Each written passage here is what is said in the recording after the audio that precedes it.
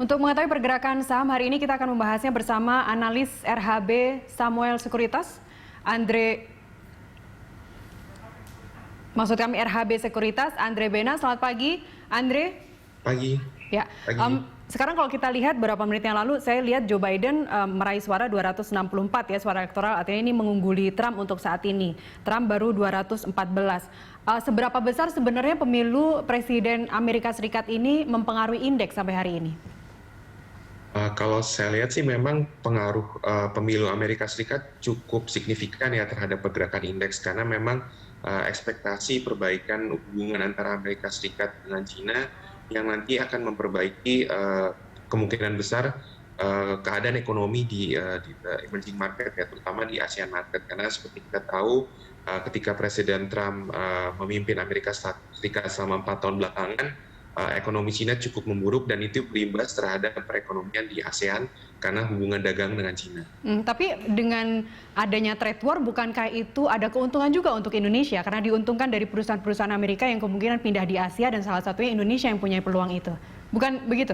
Sebenarnya sih memang ada pengaruh relokasi ya, tapi saya melihatnya lebih ke banyak hubungan dagang. Jadi bukan hanya saja masalah relokasi, tapi porsi ekspor import kita kan ke Cina cukup besar. Jadi banyak barang dagang yang kita jual juga ke Cina yang menjadi bahan value added untuk di-trade ke Amerika Serikat. Jadi hal tersebut mempengaruhi kinerja ekonomi di Indonesia selama 4 tahun terakhir.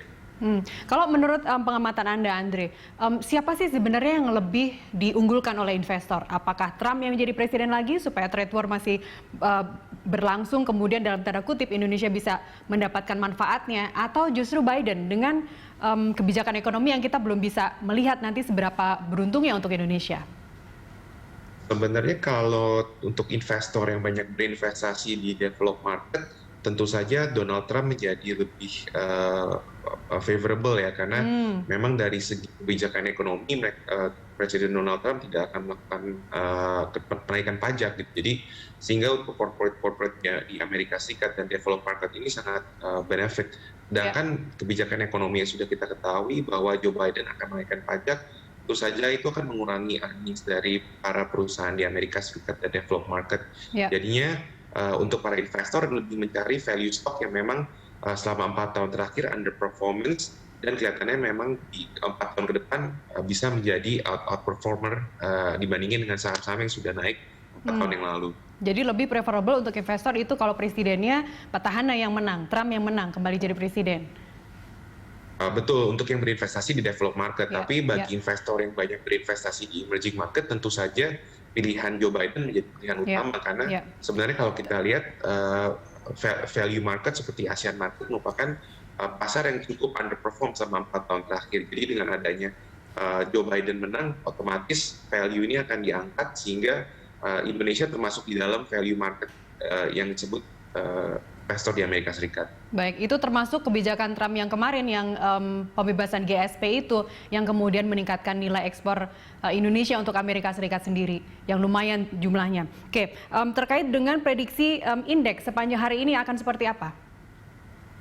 Kalau saya lihat nanti apabila ada berita konfirmasi bahwa Nevada ternyata memenangkan Joe Biden, saya rasa sih indeks mungkin bisa berlanjut menguat ya, mungkin bisa sampai ke level 5.200. Dan kemungkinan besar memang kalau momentum tidak ada mungkin disrupsi secara legal, mungkin hingga akhir tahun indeks Indonesia bisa menyentuh angka 5.300. Baik, terakhir Andre, rekomendasi saham untuk hari ini? Kalau saya lihat tetap hari ini mungkin karena consideration-nya adalah bursa Indonesia, jadi saya lihat memang untuk big cap terutama dari 4 banks, BBCA, BBRI, Mandiri, BNI, kemudian juga Astra International merupakan proksi dari investor asing untuk masuk Indonesia yang termasuk di value market di dunia. Baik, Andre Benas, analis RHB Sekuritas, terima kasih telah bersama kami pagi ini.